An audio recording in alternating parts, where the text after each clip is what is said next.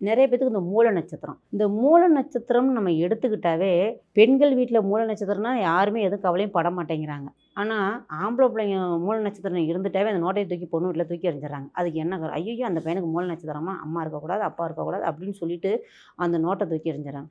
அதனால ஆண்கள் யாரும் கவலைப்பட வேண்டாம்.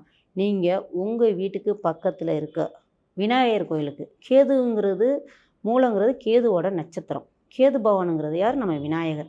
விநாயகர் கோயிலுக்கு காலையில நீங்க குளிச்சு முழிவிட்டு போய் ஒரு விநாயகருக்கு 48 நாளு நெய் விளக்கு போட்டீங்க அப்படின்னா, உங்களுக்கு திருமணம் தடைப்படாமல் நடைபெறும்.